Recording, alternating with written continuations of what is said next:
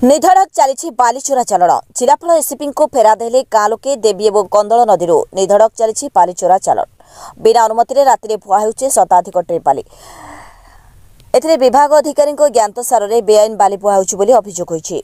सूचना मुताबक कटक जिला कंटापड़ा तहसिल अधीन एकाधिक लिंक बालीघाट को गत जून 22 जिलापाल चिठिन 621 निर्देश मुताबक बंद कर ए परिस्थिति रे देवी नदीर दक्षिण पार्श्व झारपड़ा अष्टरी साही और कंदल नदीर बाम पार्श्व कूल ब्राह्मण साही अंचल किछि बाली माफिया चोरारे बाली चालन करथुवा देखिबाक मिलछि।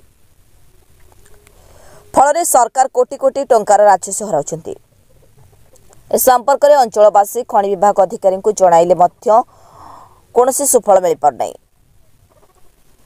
ए बेआईन कार्य को विरोध करी अंचलवासी ग्रामांचल एसीपी जिलापाल को अभियोग प्रदान करछन्ति। स्थानीय अंचल बालीघाट गुड़िक बेआईन भाव राति बाली बुहा चली उल्लेख करछन्ति। लोके माफिया माने मेसीन साहाय्य बाली उठाई हाईवे विभिन्न स्थान को चालन करछन्ति। सारा राति साम्य रास्तार भारी जान चलाचल कर शब्द प्रदूषण सह खस्ता नष्ट होउछि। फल यातायात असुविधा होउछि। आ सहित दुर्घटना वृद्धि पाउछि। राति किसी असामाजिक व्यक्ति मरणास्त्र धरी अंचल में आतंक खेलवा सह बालीचोरा चालन को विरोध करुवा लोकों को हत्या धमक देछन्ति। तेणु प्रशासन तुरंत बालीचोरा चालन बंद करने सह अभियुक्तों विरोध में कठोर कार्यानुष्ठान ग्रहण करने सुब्रत पात्र और रंजित जेना नेतृत्व में अंचलवासी जिलापाल और एसीपी निकट में दावी करछन्ति। लोक माने अभियोग करछन्ति स्थानीय विधायकों छत्र छाया चली बोली दावी करछन्ति। कंठापड़ारू कवि प्रसाद महांती रिपोर्ट के न्यूज ओडिया। रंजित कुमार जेना ग्राम अंडेईसाही पोस्तल पंचायत थाना गोविंदपुर जिला कटक। आम एसपी सार को कलेक्टर महोदय को खनि अधिकारी की 3 जन को दाबी पत्र देचु। दीर्घ दिन है आम ए बाबद आईआईसी गोविंदपुर और खनि अधिकारी की अभियोग कर आसु। गत 26 तारिख सरकार जी नीलाम घाट थिला सेगुड़िक निर्देश क्रम सरकार निर्देश क्रम बंद अच्छी। से समय बेआईन बालीघाट चोरा चालाण से समय ही आरंभ होती। प्राय सबु जगार एमती चलुची। ये अंडेईसाही संलग्न देवी नदीर पश्चिम पट कंदल नदीर पश्चिम दक्षिण पटरू किछि बाली माफिया माने बेआईन भावे हाइवा बड़ बड़ हाइवा और फोकलिन मेसीन लगाई बाली दैनिक 100 ट्रिप पाखापाखि चालाण करुछन्ति।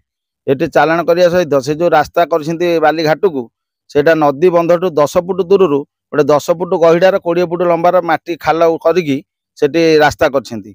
से जो खाल सृष्टि होइछि तार जो जगह घाट करछन्ति सेठू 10 मीटर आगु को 2008 रे घाई सृष्टि होइतला। वर्तमान सेठी जदि घाई सृष्टि हो जाए ताले 72 मौजा भासी जीवो। एवं जो बेआईन बाली चालाण करुछन्ति ए बाबद आम दाबी पत्र देले पुलिस की जनइले मध्य से एभली रखिछन्ति जोगसूत्र जे पुलिस आसिक पहुंचा पूर्व घाट रु सब विदा कर दउछन्ति हाइवा एवं मेसीन गैप कर दउछन्ति। पुलिस यार 2 मिनट पर पुणी चालू होउछि। आईआईसी के आम कहूँ एवं से कही बोलुछन्ति जे आम सरकारी दलर लोक आम चलेबू आमर किसी असुविधा नहीं। विधायक वर्तमान जी विधायक अच्छा सी आम हाथ में अच्छा सेटा तो आम जानिनु तांको कथा अनुसार आम सन्देह कर हुए तो विधायक हाथ भी प्रसन्न हाथ पाखे आशीर्वाद थाईपे ना एभली दुस्साहसिक काम करिया संभव नुहे। सरकार घाट बंद कर बेनामी घाट ये चलाउछन्ति जोर जबरदस्ती दिन में राति जो हाइवा गुड़ा जाऊँगी यहाँ हूँ नदी बंध सिंगल रास्ता हाइवा गला बेले से ड्राइवर मैंने मद पीकी एभली अवस्था गाड़ी नौकरी से हाइवा चलने गोटे मोटरसाइकेल जी भी संभव नुह पास करिया। तेणुक जदि लोक सैड नाला से चढ़ेकी पलैबे एमती नौकरी बाध्य होगी आम केथर माने बंध तौल को गड़िकी पइलाणु। एवं हाइवा जो पुलिस गोड़े किलिकालिया होती गोटे हाइवा से गड़ा आगू देखिए भिजुआल ने आपण गली पड़ता फोकलिन मेसीन पुणी आसिक उठे से बंध गोटे जगार 10 फुट चौड़ार क्राक हो खाई जाइए गली पड़ी। राति बेला किसी असामाजिक युवक ये जो मैंने बालीघाट चलाउछन्ति से जगार एकाठी होउछन्ति 10-30 युवक विभिन्न भाषा प्रयोग करुछन्ति मारणास्त्र धरिकी रहउछन्ति एवं एटी साधारण जनजीवन चलिया असंभव भय मन करुछन्ति। उचित एतरे कौन से ऊपर महल हाथ अच्छी आउ सेमाने जहाँ कहउछन्ति तांको कथारु आमे अनुमान करछु वर्तमान जे विधायक अछन्ति नियालीर तांको पछरे तांकर हाथ थाई पारे तांको कथा अनुसार कथारु आमे या अनुमान करछु किंतु आमे तो जानिनु अनुमान करछु तांको कथारु या होय तो हेई पारे थाए न कले आमे जणे कि थाना को जणैबू एसपी की जणैबू खनि अफसर को आउ थरे स्मारक पत्र देकी ये अंचलवासी धानमंडल ब्राह्मणबाटी पोस्तल 3टा ग्राम पंचायतर लोक शताधिक लोक आम रास्ता रोक करू आंदोलन करू।